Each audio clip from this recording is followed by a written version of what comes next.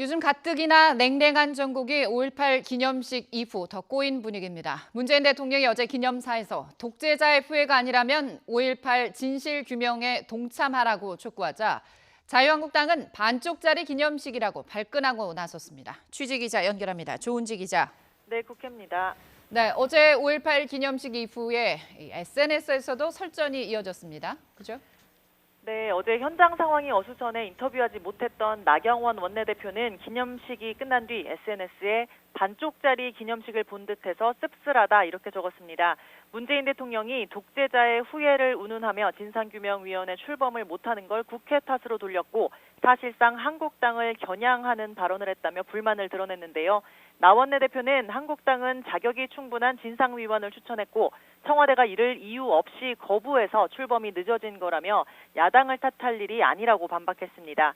반면 조국 청와대 민정수석은 우리 사람이 되기는 힘들어도 괴물이 되지는 말자는 영화 속 대사를 SNS에 올리며 한국당을 비판했습니다. 조 수석은 5.18 폄훼 망발과 악행을 일삼는 자, 또 정략적 목적과 이익을 위해 악행을 부추기거나 방조하며 이용하는 자들에게 보낸다면서 괴물이 되지 말자고 했습니다. 5.18은 현행 1987년 헌법의 뿌리이고 우리 모두는 5.18의 자식이라고도 했습니다. 이어 문재인 대통령은 기념사를 읽다 울컥해 몇 초간 말을 잇지 못하셨다면서 그 자리에 있던 많은 사람처럼 본인도 목이 메고 콧등이 찡해 입술을 깨물었다고 덧붙였습니다. 자유한국당은 이번 5.18 기념식 전후로 이래저래 문매를 맞았는데요. 안으로는 이종명 의원의 제명권을 의원총회에 붙여야 하고 밖으로는 망원 3인방의 국회 윤리특위 징계와 5.18 특별법 제정 등으로 당분간 후폭풍은 계속될 수밖에 없을 것 같습니다. 네, 어제 광주에서는 39주년 5.18 기념식이 있었다면 서울에서는 노무현 대통령 서거 10주기 시민문화제가 열렸습니다. 이 자리에서 유시민 이사장이 의미 있는 말을 했다고요?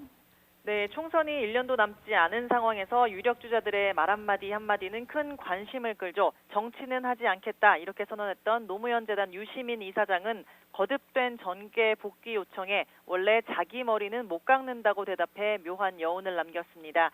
유시민 이사장은 어제 서울 광화문 광장에서 양정철 민주연구원장과 김호준 씨와 함께 토크 콘서트를 열었는데요. 대통령 최측근으로 총선 공천 방침까지 거론했던 양 원장은 노무현 정권에서 장관을 지냈던 유시민 이사장에게 벼슬을 했으면 헌신을 해야 한다. 때가 되면 역사 앞에 겸허하게 나서야 한다는 등 출마 압박성 발언을 거듭 내놨습니다.